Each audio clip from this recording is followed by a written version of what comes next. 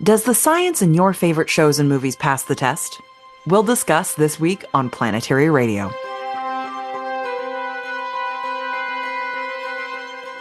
I'm Sarah El-Ahmed of the Planetary Society, with more of the human adventure across our solar system and beyond. As space fans, part of the fun of watching our favorite shows and movies is breaking down the science, whether it's surprisingly accurate or wildly off the mark. This week, we're joined by the co-hosts of the Does It Fly podcast, Hakeem Oluseyi and Tamara Krinsky. Their show breaks down the science in your favorite bits of media to see whether or not it passes that science test. Then Bruce Betts joins us for What's Up and this week's Random Space Fact. If you love Planetary Radio and want to stay informed about the latest space discoveries, make sure you hit that subscribe button on your favorite podcasting platform. By subscribing, you'll never miss an episode filled with new and awe-inspiring ways to know the cosmos and our place within it. Science fiction and fantasy can inspire curiosity and teach space science in ways that textbooks often can't. Whether it's that sense of wonder sparked by space epics or the fascination with real-world scientific discoveries, media can make science accessible, exciting, and sometimes deeply personal. But let's be honest, TV and movies don't always get the science right. And that's okay. Some people can enjoy a film when it plays fast and loose with the physics, while others find the inaccuracies pull them right out of the experience. Both approaches are valid, and enjoying media with bad science can still be a gateway to learning. This week, we're joined by the co-hosts of the Does It Fly podcast, Dr. Hakeem Oluseyi and Tamara Krinsky. Does It Fly is produced by Roddenberry Entertainment, which is a media company founded by Gene Roddenberry, the creator of Star Trek. Does It Fly is a weekly show that breaks down the science behind some of your favorite films and shows. It's the expert version of the conversations that you might have with nerdy friends after you watch something together. Could a lightsaber actually work? Are Dune's stillsuits possible? And can you use science to get Witcher vision, or is that just Henry Cavill's intermediate evolution before he morphs into a space marine? Hakeem Oluseyi is an American astrophysicist, cosmologist, and educator. He's taught space science as a professor at MIT, UC Berkeley, University of Washington, and the University of Cape Town in South Africa. He also previously served as the Space Science Education Manager for the Science Mission Directorate at NASA HQ. Hakeem is the science expert on the show, while his colleague Tamara Krinsky is a media master. Tamara is an actress, writer, and on-air correspondent. You may have seen her on the red carpet during interviews at movie releases, including many of the Marvel movies. She co-hosted Tomorrow's World Today on the Discovery and Science channels, and she's done correspondent work for PBS's Wired Science. Thanks for joining me. Thanks for having us. Yes, thanks for having us. You know, people pitch me podcasts that I should listen to all the time. And there's a lot of really wonderful ones that are really specific on science and even science fiction. But as I started listening to your show, I just kept thinking, these are my people. It's been wonderful listening to it because I feel like I've had these conversations with friends so many times. And then I hear it coming out of both of your mouths. That is really gratifying to hear because, I think one of the things when this podcast was first being talked about and we were, brainstorming was that we really wanted that feeling of starting these conversations, initiating them, but then bringing it out to fans to continue them. So to hear that this is exactly what you would be doing is really gratifying. Yeah, I personally people have attempted to pull me into conversations like this, but it's often from a hater perspective, right? Oh, Hakeem, tell me, I know, blah, blah, blah. And that's the awesome thing about meeting Tamara, because the first thing we realize, we seriously do love this stuff. And we just get to evaluate it from the position of loving it. Yeah, it was really important to us that this was not this is what's wrong, and this is what's wrong, and this is what's wrong. That it was very much like we love this stuff. Here's what they've tried to do. Here's what's cool to talk about it. How great is it that these movies and TV shows inspire this kind of talk for us to dive deeper, whether it's story or the science behind the science fiction. I think any group of nerdy friends, whether they're scientists or people who work in pop culture and media, have these conversations all the time. But what actually caused you guys to take that next step and turn it into a podcast? So this actually, I want to give credit where credit is due. This actually came from the brilliant minds at the Roddenberry Company. I had been introduced to them by a Star Trek actor named Armin Shimmerman, who thought we might have some stuff in common there. And we'd been talking about trying to find a way to work together. And they introduced this podcast idea to me and said, we've been cooking up this podcast, Does It Fly? And the origin story, because as we nerds know, everything needs to have its good origin story, is that when Gene Roddenberry was creating Star Trek, they came to him with the model of the Enterprise. And they're like, what do you think? And he starts looking at it and he was like, wow, that's really cool. And then he looked up and said, but does it fly? And everyone was like, it's a model spaceship for a TV show that's not a real, we don't know how to go to space yet. And he said, yeah, but the whole thing is when this show launches, I want that to be the aesthetic of the show. I want the people to believe that if we did know how to do this, what we put on screen would actually work. And context, this is the late 1960s. A lot of sci-fi was very much sort of B-movie flavor, aliens wearing what looked like tinfoil. He wanted a different aesthetic. So the team at Roddenberry extrapolated that idea and said, what if we could apply that idea to all kinds of conceits, gizmos, gadgets from all different kinds of sci-fi, fantasy, even some horror movies, and have conversations about that? And so they pulled me in, they found Hakeem, they found Dr. O, and here we are. Star Trek specifically, of all the different franchises out there, I think has inspired so many people to be into science and into space, not just because it has this wonderful grounding in real science, but because it's showing us this hopeful view of the future. I think so much of science fiction is in this realm of dystopian terror about the future, but Star Trek specifically, I think, really points to that idea that if we can work together, maybe we can make it fly. And I love that about the show. Yeah, I love that as well. I think that it really fulfills that statement. You have to see it to be it. If you think about when it was created, right? The America of that time is nothing like the America of today. And that show had the very first interracial kiss. And I just saw a stat that in 2017, 25% of Black men in America who got married were married in interracial relationships. That was, you couldn't imagine that happening, right? In the 1950s, 60s. It's unbelievable, right? And so they were so far ahead of their time. But also just being a kid at that time, you know how it goes. As a kid, you see stuff, you think it's new, but it's just new to you. So I was watching Star Trek in the 70s and 80s. But the thing that I came with was just this hunger, right? For like nature and weird ideas. And so it wasn't just Star Trek, it was also the paranormal and Bigfoot and all these things. But people seeing that, this hunger exists within us and fulfilling it. And then when they do so, they actually show us a future that we could be. That's like the best of all worlds. It really is. And I mean, my mom told this story to me when I was young of her experience of Star Trek as a young person and pointing to Uhura as an example, right? Like Uhura was a huge pivotal character for her because her mom was trying to kind of unpack the racial prejudice of their time and instill this idea of equality in her daughter. And here comes this example, this beautiful future displayed for us on television. It speaks to that power of science fiction, not only to inspire us to all kinds of other things, but social betterment and seeing each other through this lens of equality. Well, and you guys might know this story, you might not, that Nichelle Nichols was actually thinking about quitting Star Trek. She initially planned to quit, and it was actually Martin Luther King Jr. who convinced her to stay because he said, look, you are a role model to Black women and children, specifically to everyone in general, and we need you. We need you to be a part of history to create what we want the world to look like going forward.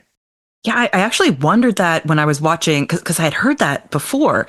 And when I was watching one of the newer Star Trek shows, Star Trek Strange New Worlds, I noted that with the new Uhura, that she kind of goes through that moment in that show where she's thinking about leaving Starfleet. And Spock kind of takes that role of Martin Luther King in that position and explains to her why she should stay on the Enterprise. And I don't know how I'll ever be able to validate it, but for me, I think that was a nod to that moment in history because of that moment with Martin Luther King. Look, I was born in the late 60s, lived in the Deep South. The person I related to and identified with the most on Star Trek was Mr. Spock. And at a certain time, I got the job title Chief Science Officer and almost lost my mind because I was like, Spock is the Chief Science Officer. And that's and what I'm getting at here is that these ideas, even though we're humans and we have that human side, when people sometimes talk to me about being a science communicator, I'm like, look, it's the universe. It's this universe out here that's amazing. I'm just amazed with it, and I'm sharing my amazement with it. But it ain't me, it's it. But that's the thing, right? Sci-fi extends our universe. That's right. It's that magic what if that allows us to go, well, what if this was happening? What if this was real? What would it be like? Star Trek strangely holds a pivotal place in my career as well, because Star Trek First Contact was actually the movie I got my SAG card on. For folks who may be less familiar with the way some acting stuff works, SAG is the Screen Actors Guild, and that's the union for we actor folks. So I was very, very lucky in that Jonathan Frakes elevated me on set, and that kicked off a lot of my on-camera acting adventures. After learning that, I actually went back and rewatched Star Trek First Contact because that's beautiful. And I would have loved to be any part of Star Trek. The closest I get is that we have Bob Picardo, who played the EMH on Voyager, on our board of directors. And there's also a fun thing in our office that Bill Nye put there, actually. We have the original Jupiter globe from Star Trek The Motion Picture, the first movie. The actual prop is in our office. And we keep it right next to the letter from Gene Roddenberry endorsing the Planetary Society, because it's such a big part of our organization's history and the motivation for all of us to get into this field. And I wanted to ask you, Hakeem, are there any bits of science fiction that you think motivated you to actually take that career into science? Because you've worked on many different missions and topics. Yeah, it's hard for me to, the one thing I always point to for myself is learning about Albert Einstein and relativity when I was 10 years old. But before that, I was hardcore. Like I said, everything weird, anything sci-fi, anything nature, anything paranormal. I just loved esoteric knowledge. So I don't have such a direct connection. It's almost as if it came to me after the fact, because at 9 years old, I don't know anything. By the time I finished college, I knew nothing, right? And so, he's understating himself a little bit here. I'm just gonna prop him up. No, I'm not. No, listen. There's that saying: when you think you know everything, they give you a bachelor's degree. When you realize you don't know anything, they give you a master's. And when you realize that you don't know anything and neither does anyone else, they give you a PhD. That's where it is. And so the actual enterprise of doing science at the cutting edge level, you don't really get to see that until you're doing it. And you do it as an apprentice. That's what a graduate school researcher, undergraduate researcher, that's what they are. And so when I was all into this world of sci-fi, and the first time I looked through a telescope and saw Saturn at the age of 26, suddenly now I'm transported into space, and later, not long thereafter, because of doing astronomy and knowing the sizes and distances between things, one night while looking up at the sky, suddenly I saw it in 3D.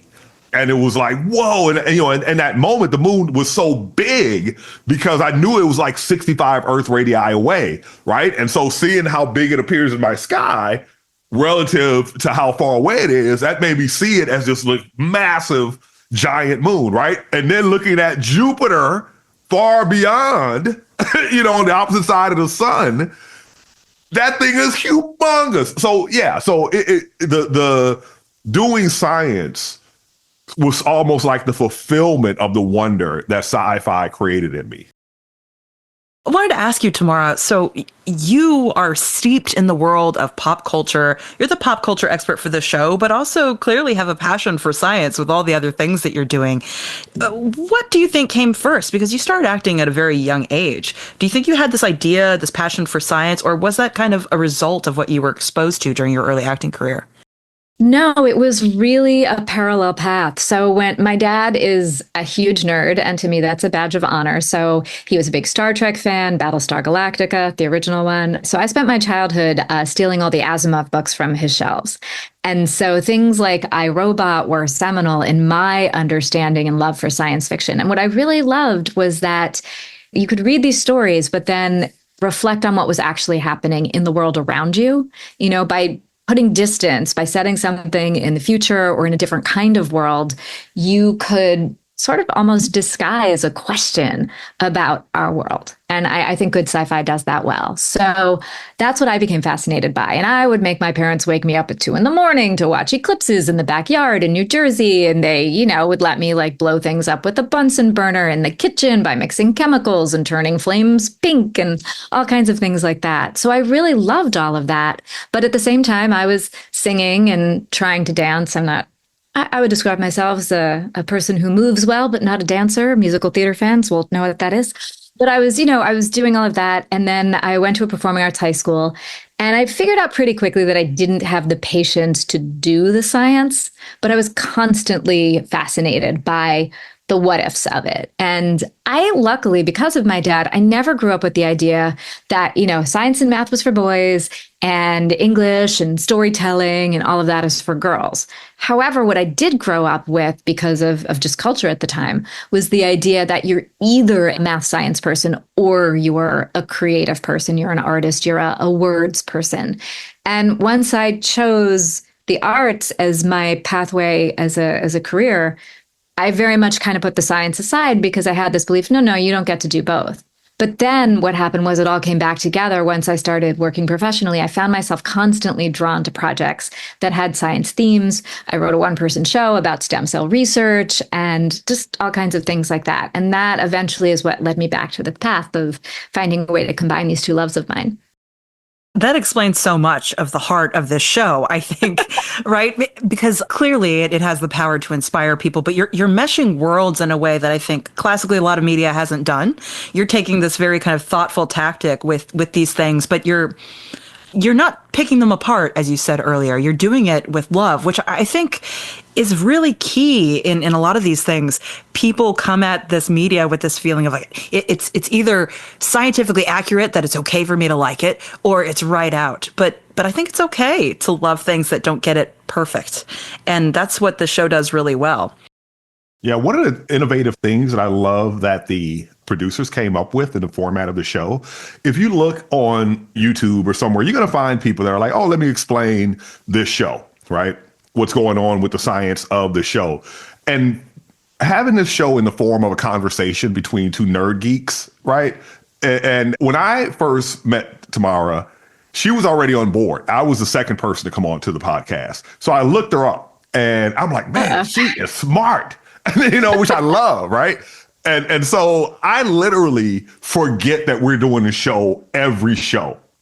Because, I want to pick her brain because she knows all these things that I don't know. And just in my nature of being a nerd, I like to do that to pretty much everybody. But, I'm also performance adjacent. I was a musician throughout my childhood. I was a dancer. And, I've always loved to perform. If anybody knows about historically Black fraternities, I'm a Noop. So I was also the stepmaster at my college with my cane. But yeah, I love to perform. I eventually got involved in media as a scientist, not as media first, but talking head expert, right? And now I've come to be more of an appreciator of the art of the making of media in all of its breadth, which is a lot.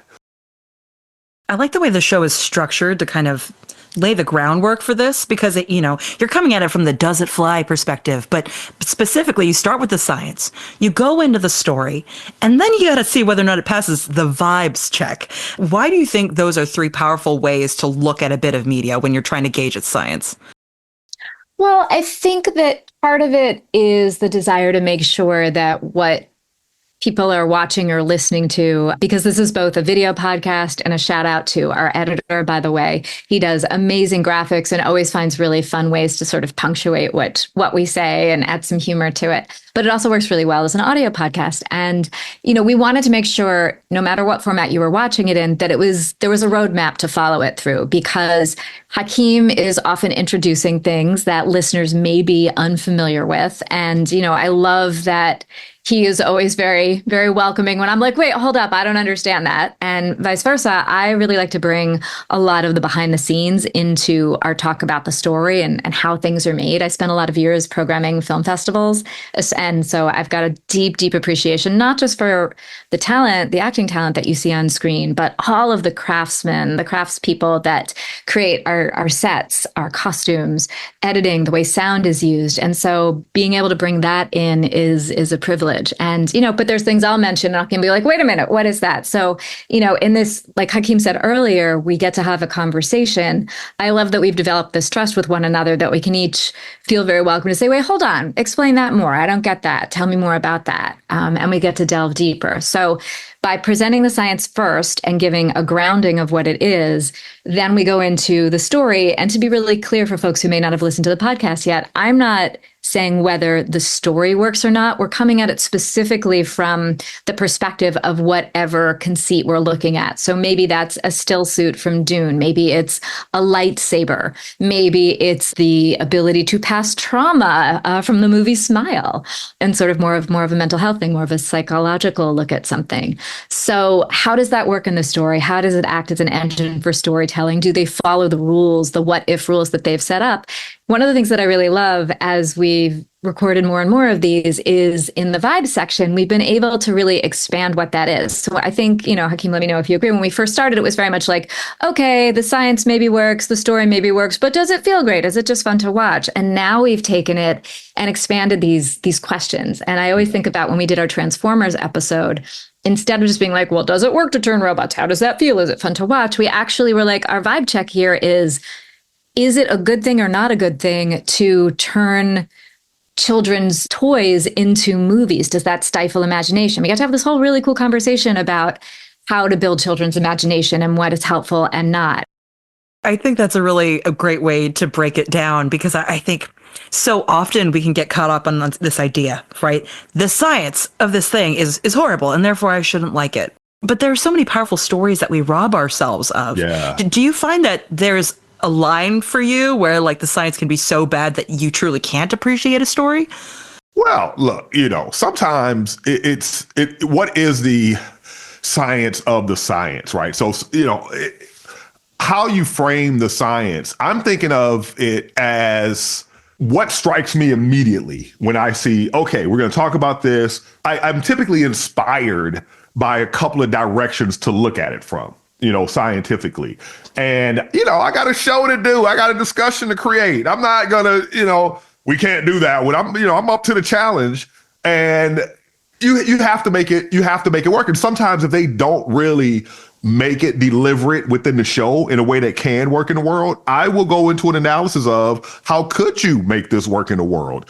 And there are some for which you can come to, a reasonable conclusion that at some point in the future, this probably will exist, right? And those are cool. But I tell you, the other thing that happens more often is that it's a technology that I don't know anything about. And being the nerd that I am, I love to learn, right? And Tamara just happens to have this trivia in her brain. When I ask a question, it's like, oh, yeah, that reminds me. Did I ever tell you the story? And I'm just like, oh, I love these moments, It's not all in my brain. I do research for each episode, just as I know you do as well. And I also have to give props again to our production team because, they help support us with, some sources for finding out behind the scenes stuff and stuff like that. But, same thing, like there'll often be a movie I know nothing about because I haven't seen it, or maybe I haven't seen it in a long time. And like, I love going down the rabbit hole of learning how it was made and what some of the inspiration for it was. And, then we get to bring those two things together in our conversation.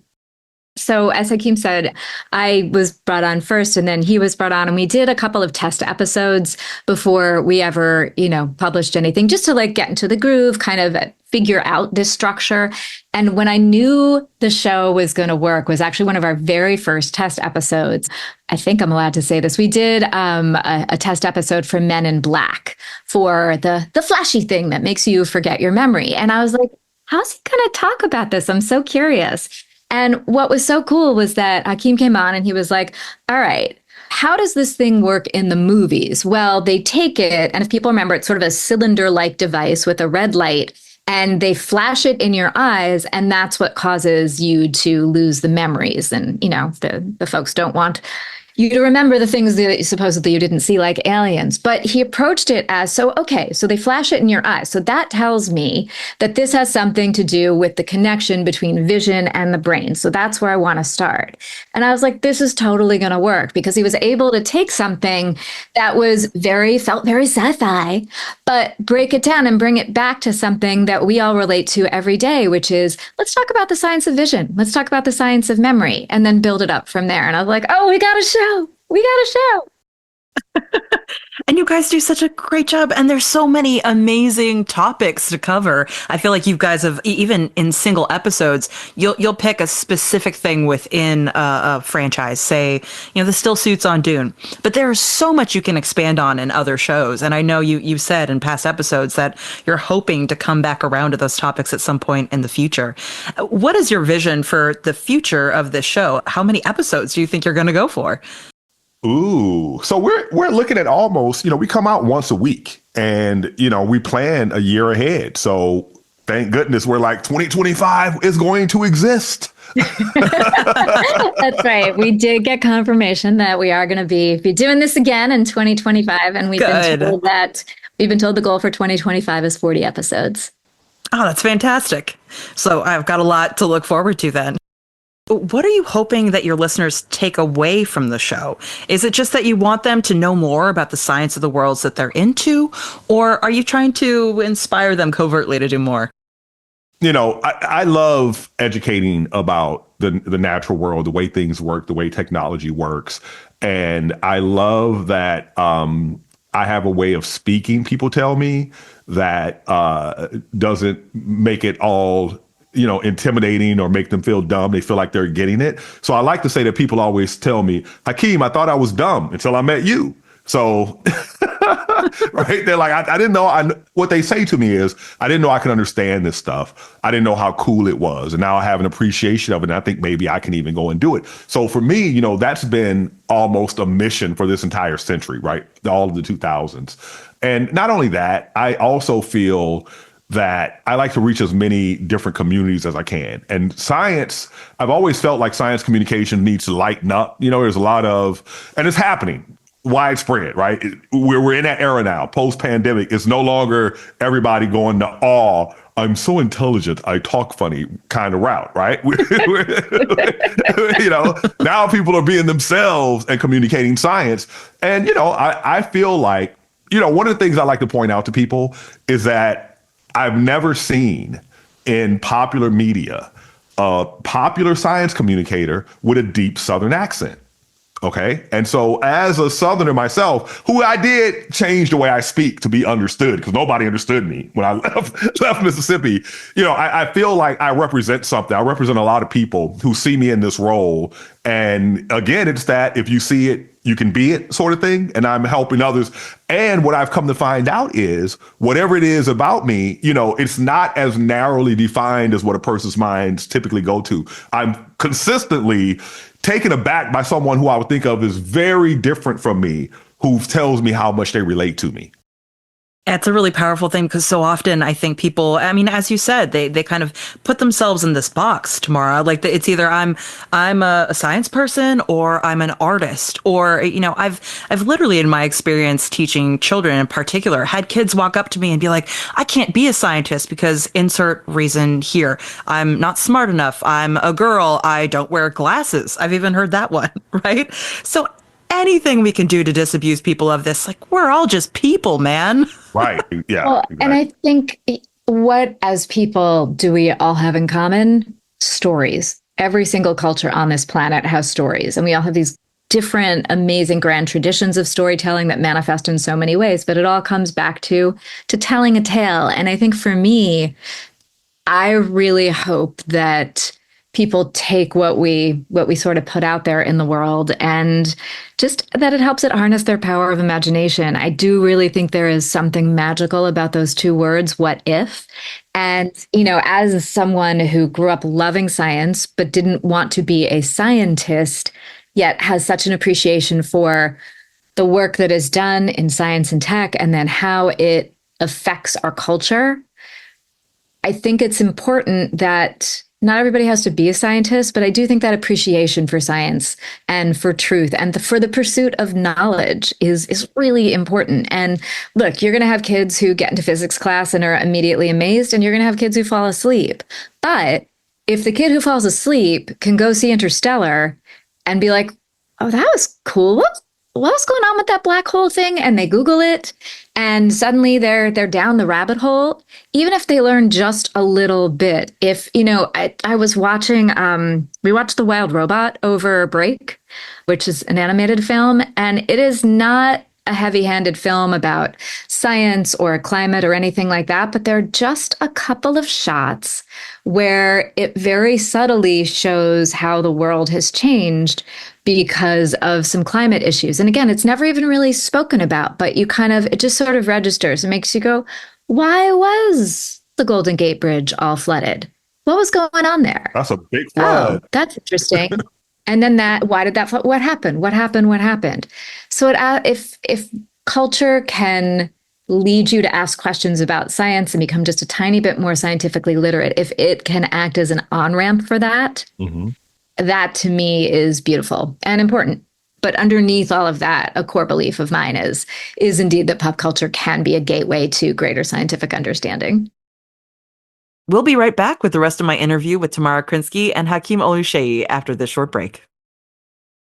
Hi, I'm Asa Stahl, science editor from the Planetary Society. Stargazing is our everyday window onto the universe, but only if you know how to explore the night sky.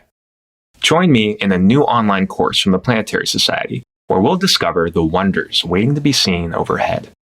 No matter where you live or whether you own a telescope, this how-to guide will transform the stars into a clear view of the universe. You'll learn practical skills for parsing the night sky, get tips on how to see the best possible views, and hear the latest from professional astronomy communicators on how to help others fall in love with stargazing. Everyone from newbies to space nerds are welcome. Remember, this exclusive course is available only to Planetary Society members in our member community. So join us today at planetary.org/membership. That's planetary.org/membership. How many bits of technology, how many space missions, how many of these discoveries wouldn't have been made if people hadn't written the stories that inspired the scientists to go off and do it? Which is why it's so important to look at these stories and what they accomplish and what they can teach people. I think what you're doing is really special, and I want to give people a little flavor of it. So let's take like a single topic. I don't want to spoiler this show for people. So let's throw all the way back to your first episode, your episode about Star Trek transporters. Now, right out the gate, I loved this take on it because you were kind of underlying the basic technologies that could help create this, but also going into the issues with it. So what is your take on it, Hakeem? What is the science behind this transporter? Do you think it flies? See, when we talked about doing this interview, you tell me you're going to put me on the spot, but I'm just going to go with it. So I look at it as, the obvious one is the fact that you have to put a lot of energy into the matter that constitutes a human in order to, render them no longer solid matter, right? Solid and liquid matter. And it's a stupendous amount of energy, and people have calculated it. But even before you're going to do the disassociation, you need to have a record of what that human is. And the way I look at that is, it's first a data problem, right? You have to make the measurements of whatever you're measuring at the, there is a phase space, as we like to say, of, you can create some vector where you have a description of every particle, right? You need to know its mass, its charge, the way it's moving, the way it's spinning, the way it's orbiting, all of these sort of things.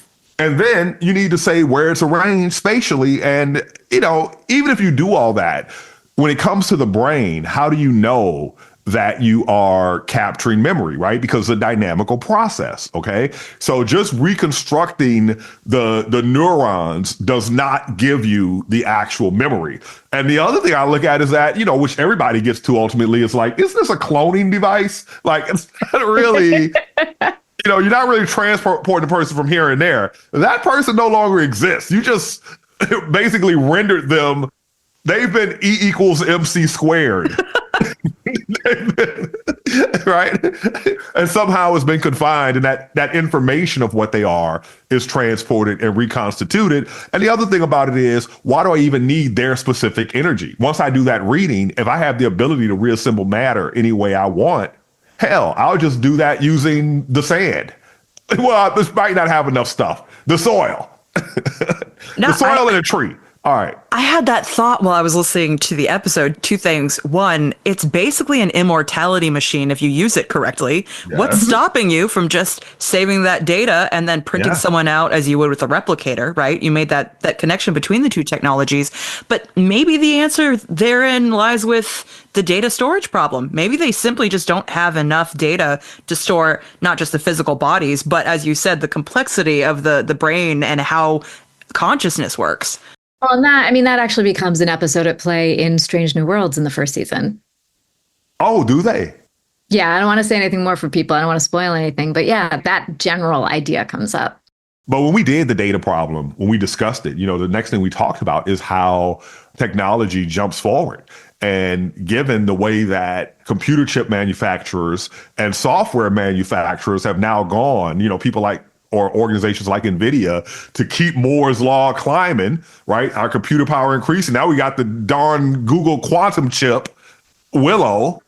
What is the actual data limit on data storage that you could think of physically? Like, what does that look like? Is it something like spintronics or photonics of some way? But even then, I still think we're so clever that we might find a way to, have data compression on as fundamental of data as we can make such that we beat the physical limit, So I'm like, man, what we see as a data problem might not be considered anything in the future, a gazillion petabytes. Oh yeah, that's what I have in my little drone that walks around my house eating crumbs. I don't know.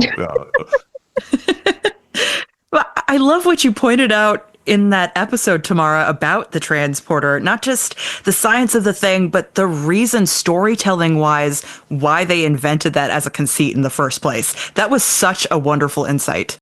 Oh, thank you. Thank you. Yeah. I mean, when you look at what's on screen, there's always, well, what was necessary for the story? But then you have to dig a little deeper and say, well, how are they getting this made? And the reality is that one of the things they looked at was every time, if we're taking these folks from place to place and planet to planet, every time we do, we have to get them there. And that would usually involve a bigger scene with spaceships and models and things like that, which especially in the late 60s were really expensive to do. So suddenly they didn't have to do that anymore. Boom, you're there. But then why does it need to fly? If it's not actually flying into the atmospheres of planets, does it need to fly? Well, it's still the ship is still going from planet to planet. So, but then it becomes a storytelling device, right? Like you were talking about the rules with warp and all of these things. Yeah. Yeah. And that gets into the okay, well, how do we make this technology something that the audience will actually invest in? What do? You give it parameters, you give it rules, when are you allowed to transport? When can you not? And then what that does is that's what helps to create conflict. So there's certain kind of fields that they come in contact with where the transporter doesn't work. So suddenly you have a ticking clock and there's your dramatic tension. There's so much you can do with these things. And within the realm of Star Trek, there's so much solid science that we can really chomp into. But you also touch on some of the more whimsical realms of science fiction. And I'm thinking specifically of Doctor Who. See, I'm a big Whovian, but now I know that you as well, Hakeem, have been a Whovian longer than me, which, it's an honor. Yeah, all the way back to the curly hair dude. Yeah. You did an episode about the TARDIS and described it in a way that I hadn't really heard people describe it before. You compared it to a black hole, or all the different kind of versions of a black hole, white hole. Why do you think that the TARDIS is like a black hole? Yeah, it just jumped out at me from studying it. I had been studying black holes and thinking about black holes. And so, the first characteristic of the TARDIS is that it's bigger on the inside than it is on the outside. And that's one of the surprising facts about black holes. So, for those of you who aren't experts on the theory of black holes, like me, it's really a theory about geometry, right? That's really what it is. When you plug in energy densities, pressures, and you get out geometries. And so geometries tell you the sizes of things. And this damn thing, not only is it bigger on the inside than it is on the outside, it continues to get bigger infinitely, which the outside eventually will start to get smaller via a thing called black hole evaporation, trillions of years into the future. So anyway, the point is that you have that geometrical similarity. Another one is you can't enter the TARDIS, right? Armies have tried and cannot. Well, one version of a black hole is called a white hole. It's essentially a time reversed black hole. So just like you can't get out of a black hole, you can't enter a white hole, right? Just like the TARDIS. Another thing the TARDIS can do is trap you inside. We all know black holes do that. And the black hole, the TARDIS is actually powered by a black hole. And of course, time travel, right? Black holes have all these weird time travel effects. I'll give you one. There are weird time effects that have to do with the curvature of space-time, right? Just like the movie Interstellar illustrated. And the TARDIS also travels through time. So I see all these similarities and I'm like, yo, why ain't people talking about this? Infinite ways to connect it to other things. I mean, in all seriousness, like it takes me right back to what you were just saying about the quantum computers, right? If we can travel anywhere in time and space, it's very similar to being able to ask a question that takes longer than the age of the universe to calculate it, and yet get that done in a few minutes with this quantum technology. I mean, all of that was a dream long before it became reality, and here we are talking about it. It's wild. It is wild. And you know what? Being the nerd dude I am, I look at deep history a lot and human evolution. And the fact that, not long ago we were Homo habilis, right? We were, we were stone tool users. And now we're dreaming of a TARDIS and then bringing it to the screen and with the full story. And these stories become our aspirations for us as a species. Yeah, I wonder about that a lot, the advancement of human technology and how much of that is our scientific understanding and how much of that is our storytelling and what we value as a culture and what we push forward because of those stories. Tamara, may I please? This one, she just set me up so sweet. I'm sorry. Okay. Okay. All right. Here's what it is. It's that damn rocket. Okay.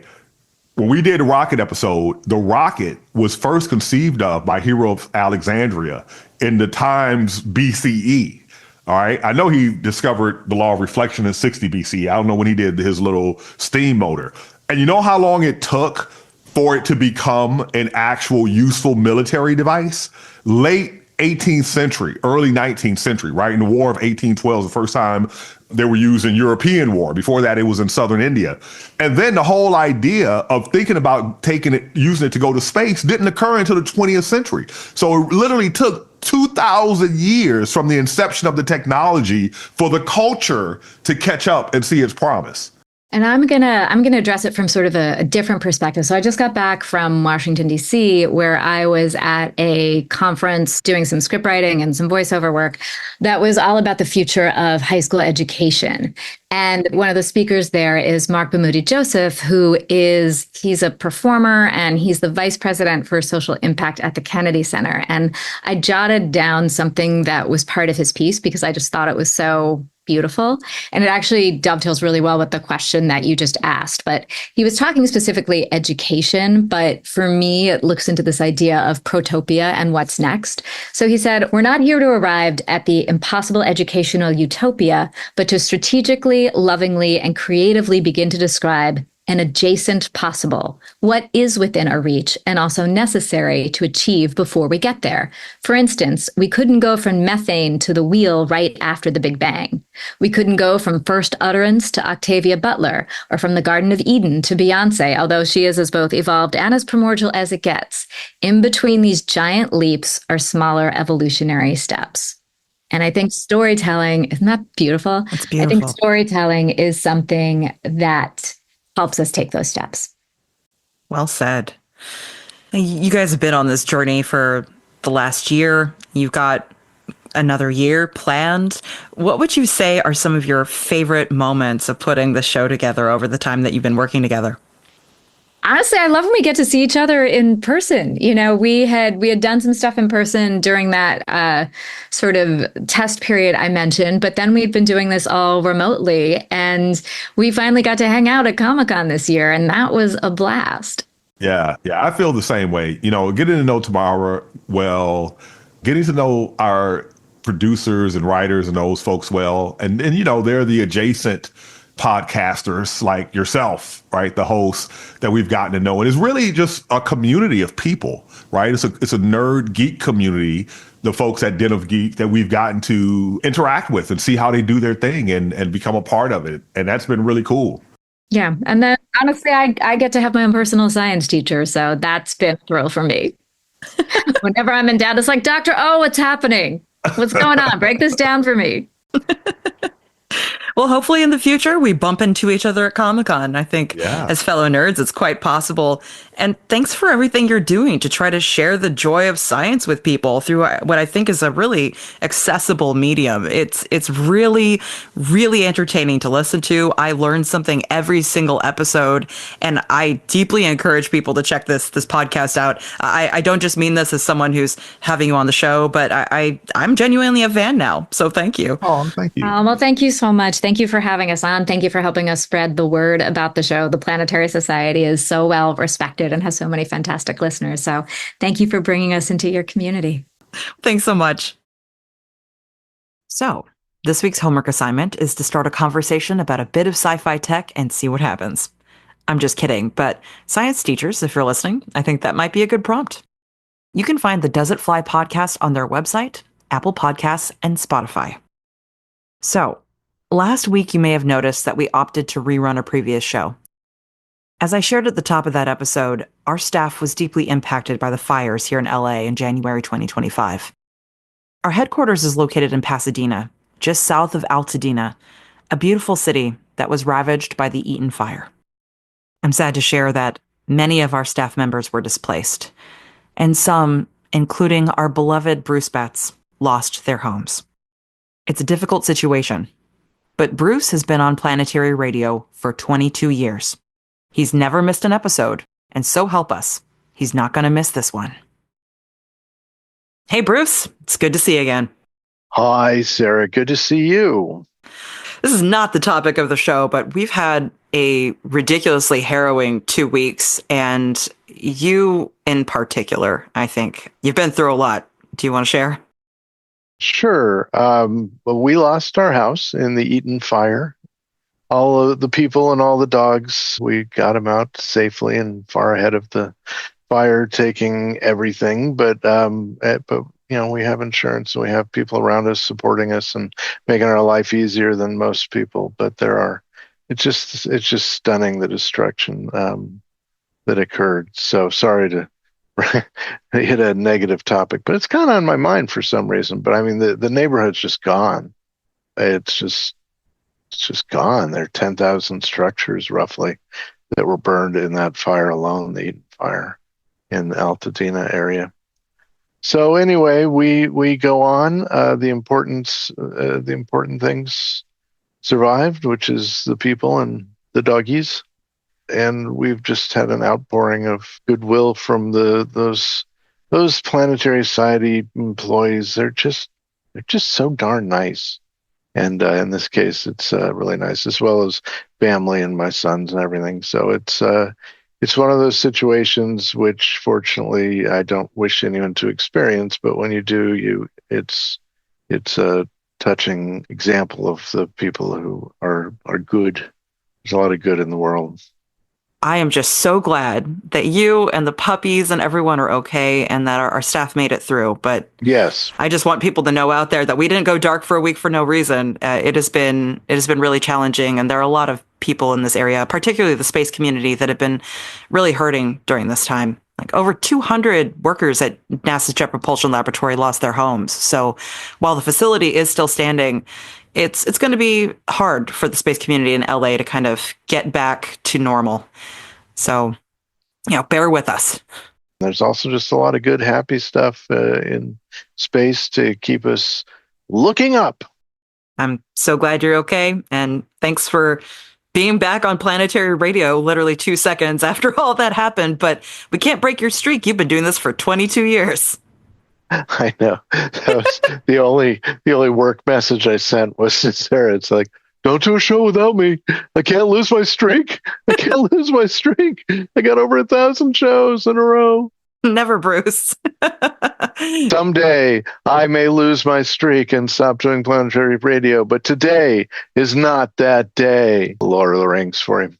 Total departure, but kind of connected, actually, in that you just brought up Lord of the Rings, is that this week we were talking about science in movie and TV shows and how to judge whether or not it is correct, but also about the feelings that people have when approaching media. And I actually think about you in this context a lot, because I know you're one of the people that whenever you come at media, it has to have accurate science. Otherwise, you don't want to watch it.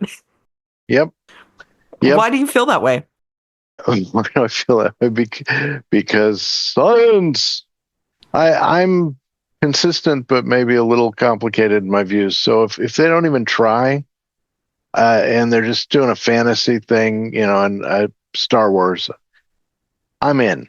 I can be into that. But when you try to make it realistic and you just don't even bother to listen to the person you hired or hired no one to say, if you just tweak that, it's things that are just would be so easy to change. And plus they give such incorrect, we work hard to try to get the word out of how cool science is and how it works. And the fact that that's ignored in so many TV, movie media, it annoys me. It's frustrating, especially the little stuff. Again, I get that if you want to do something, you gotta make something for light speed if you want to go or beyond light speed and interstellar travel, and that's tricky. But there are a lot of things that they just took no effort. They spent hundreds of millions of dollars, but can't hire some graduate student or don't listen to the scientists they've hired to just tweak the easy stuff. Anyway, that's a definite pet peeve of mine. And so it just kind of ruins my enjoyment. For me, it's the things that try so hard to get like just almost there, but then miss the mark on something that like is really important. Right. And I'm not going to go into personal examples because I'll infuriate people, but well, I mean, there are some classic examples, but of just like Armageddon. I mean, that was spot on. They nailed the science. Nailed it. No, all they really had going for it was an Aerosmith song and some fun actors. But wow, they gave a misleading perception of how you deal with asteroids and planetary defense. But on the other hand, how many people would have no idea planetary defense was so important without that Aerosmith song and that movie? It's an interesting quandary. I always really value when people get it right, because then they can both share how cool science is while also actually giving accurate information. Exactly. I'm still waiting to see that. Right. Well, I'm glad there are shows like Does It Fly to let us pick apart all this, because it's one of my favorite things, debating how some bit of science or technology in a show could work. Because, even if they get it wrong, those are the moments that you plant those ideas in people's brains. And someday, 20, 30, 40 years down the line, now people are trying to make a lightsaber. It might not always work because the science may be absolutely horrible, but also sometimes it puts a spark in someone's mind that might create something beautiful. So I think there's value in both approaches, but I would absolutely love to do a horrible science movie marathon with you, Bruce. God. You never cease to amaze me, your positivity. It's a wonderful thing. And let me clarify. I enjoy a good, just out of its mind movie. I mean, Sharknado, just brilliant. Right? The peak of cinema awesomeness. But on that note, because that's super random, what is our random space fact this week? Random space fact!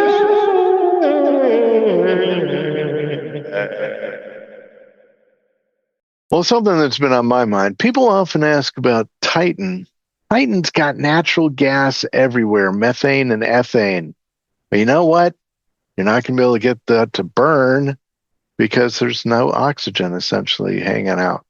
And so there are literally seas of what we call natural gas here on Earth, and those seas you're not going to get burning because you need the oxygen or an oxidizer to do it. So not a lot of oxygen to breathe either, and freezing cold, so not an ideal place, but it is one that does not have wildfires. Isn't that a weird thing to think that there might be creatures on worlds, if life outside of Earth does exist, living on worlds like that with, a full hydrological cycle, but no knowledge of fire, which was really important to the development of humankind. Yeah. That might be a really important thing to note in the development of, other creatures if they do exist. Yes, this is true. I think we have a movie. Let's do it, Bruce. All right. I mean, everyone else here in Southern California is doing a screenplay, so why not us? Why not? Well, thanks for joining me, Bruce. And thank I you, Sarah. you. And thanks for. I appreciate you, Sarah, and I'm sorry and well wishes to everyone who's been struggling with the fires here and things elsewhere. And hello to your cat that just poked into the video screen. And everybody go out there, look up in the night sky, and think about all the people and pets that are most important to you. Take care. Thank you, and good night.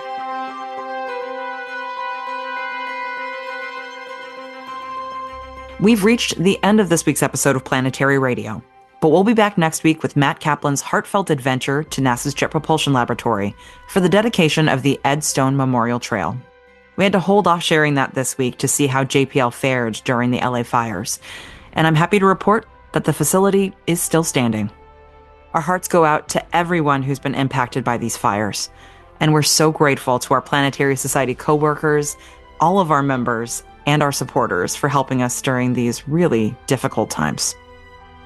Love the show? You can get Planetary Radio t-shirts at planetary.org/shop, along with lots of other cool spacey merchandise. Help others discover the passion, beauty, and joy of space science and exploration by leaving a review or a rating on platforms like Apple Podcasts and Spotify. Your feedback not only brightens our day, but helps other curious minds find their place in space through Planetary Radio. You can also send us your space thoughts, questions, and poetry at our email at planetaryradio@planetary.org. Or, if you're a Planetary Society member, leave a comment in the Planetary Radio space in our member community app. Planetary Radio is produced by the Planetary Society in Pasadena, California, and is made possible by our dedicated members. You can become part of our organization to help make our sci-fi space dreams into a reality at planetary.org/join. Mark Hilverda and Ray Pauletta are our associate producers. Andrew Lucas is our audio editor. Josh Doyle composed our theme, which is arranged and performed by Peter Schlosser. And until next week, Ad Astra.